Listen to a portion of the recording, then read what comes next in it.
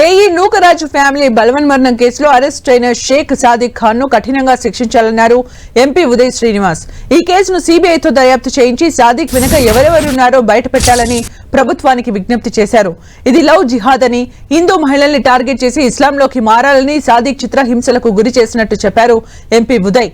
సౌజన్య కుమారుడు కార్తికేయ రెడ్డి మాటలు అందరినీ భావోద్వేగానికి గురి చేస్తున్నాయి.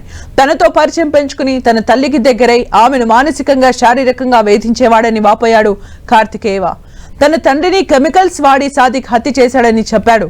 అంతేకాదు ఎవరికైనా చెబితే తనను టెర్రరిస్టులకు అమ్మేస్తానని బెదిరించాడన్నాడు కార్తికేయ. తన కుటుంబం మొత్తాన్ని కోల్పోయి వాళ్ళ అనాథగా మిగిలిన కార్తికేయ వ్యాఖ్యలు ప్రతి ఒక్కరి హృదయాలను తాకుతున్నాయి.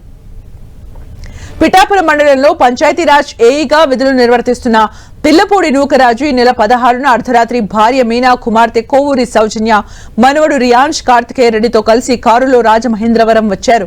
రోడ్డు కమ్ రైల్ వంతెనపై కారు నిలిపి నలుగురు గోదావరిలో దూకేశారు. ఇది గమనించిన స్థానికులు పోలీసులకు సమాచారం ఇవ్వడంతో వారు వెంటనే సమీప లంకల్లోని మత్స్యకారులను రప్పించి గాలింపు చర్యలు చేపట్టారు. ఈత వచ్చిన కార్తికేయ దాదాపు 20 నిమిషాల పాటు గోదావరిలో ఈదుతూ హెల్ప్ హెల్ప్ అని అరిచాడు.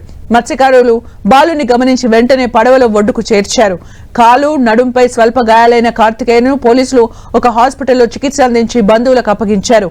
మిగతా వారి కోసం గాలింపు చర్యలు చేపట్టి వారి మృతదేహాలు స్వాధీనం చేసుకున్నారు. నూకరాజు రాసిన ఒక లేఖ వాట్సాప్ లో సహోద్యోగులు మరికొందరికి పంపించారు. ఆ దుర్మార్గుడిని కఠినంగా శిక్షించాలని కలెక్టర్, ఎస్పీలను లేఖలో కోరారు నూకరాజు. సౌజన్య కూడా ఒక లేఖ రాసి ఇంటి దగ్గర స్కూటర్ డిక్కీలో పెట్టారు. ఈ విషయాన్ని ప్రాణాలతో బయటపడ్డ ఆమె కుమారుడు కార్తికేయ చెప్పడంతో పోలీసులు వాటిని స్వాధీనం చేసుకున్నారు. అందులో సాదిక్ ఖాన్ గురించి ఆమె రాసిన లేఖ అధికారుల్ని విస్తుపోయేలా చేసింది. ఈ రెండింటిని ఆధారంగా చేసుకుని రాజమహేంద్రవరం 2వ పట్టణ, కాకినాడలోని సల్పవరం పోలీసులు స్టేషన్స్ లో నిందితుడిపై కేసులు నమోదు చేసి ప్రత్యేక బృందాలతో గాలించి ఈ నెల 22న మీరట్లో అదుపులోకి తీసుకున్నారు. అనంతరం ట్రాన్సిట్ వారెంట్ పై కాకినాడకు తీసుకొచ్చి విచారించారు.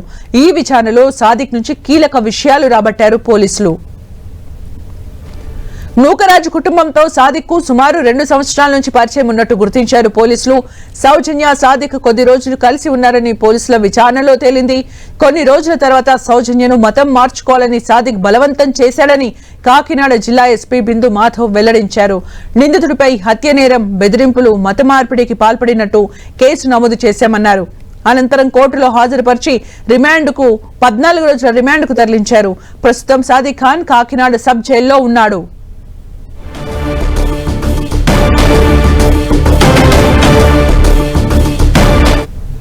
కన్వర్ట్ అయితే తప్ప నిన్ను వదిలిపెట్టను అన్న దానికి చిన్నప్పటి నుంచి గుడికి వెళ్తా మర్యాద పూర్వకంగా పెరిగిన అమ్మాయి అన్నిటికీ వదులుకుంటాకి సిద్ధమైంది. కానీ ఆమె హిందుత్వాన్ని మార్చుకోమంటే మాత్రం తట్టుకోలేక కుటుంబంతో సహా చనిపోవటానికి సిద్ధమయ్యారు. సిబిఐకి అప్పగించి ఏ చిన్న చిన్న ఆటలకో వీటికో డైవర్ట్ అవ్వకుండా వాళ్ళ పేర్లు వీళ్ళ పేర్లు అది యాడ్ చేయకుండా సిబిఐకి ఇచ్చి డైరెక్ట్ గా దీన్ని ఫుల్ ఫ్లెడ్జ్డ్ ఇన్వెస్టిగేషన్ చేసి వీడు పారిపోయాడు అంటే ఢిల్లీలో ఫ్రెండ్స్ దగ్గరికి వాళ్ళెవరు, ఇలాంటి వాళ్ళకి ట్రైనింగ్ ఇచ్చేది ఎవరు, వీళ్ళు అసలు ఎక్కడి నుంచి కనెక్టెడ్ ఉన్నారు, వాడికి వీడికి సంబంధం ఏంటి, ఇలాంటి వాళ్ళు కాకినాడలో ఎంతమంది ఉన్నారో, అసలు ఆంధ్రప్రదేశ్లో ఎంతమంది ఉన్నారో, వీడి ద్వారా ఎంతమంది మోసపోయారు, ఎంతమంది హింసపడ్డారు, ఎంతమంది ఇబ్బంది పడ్డారు, ఎంతమంది నిజంగా వీడు మతం మార్పిడి చేశాడు అనేది కూడా తెలుసుకోవాల్సిన అవసరం ఉంది.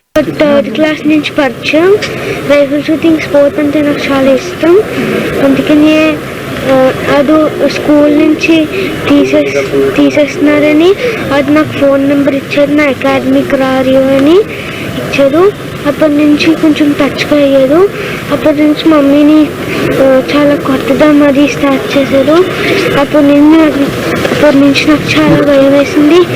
అదేమన్నాడు, నువ్వు ఎవరికైనా చెప్పినా టెర్రరిస్ట్కి ఇచ్చేస్తాను, అందరినీ నువ్వు ఇంకెవరికి చెప్పద్దు అని అన్నాడు. నాకు చాలా ఇప్పుడు కూడా నాకు చాలా బాధగా ఉంది.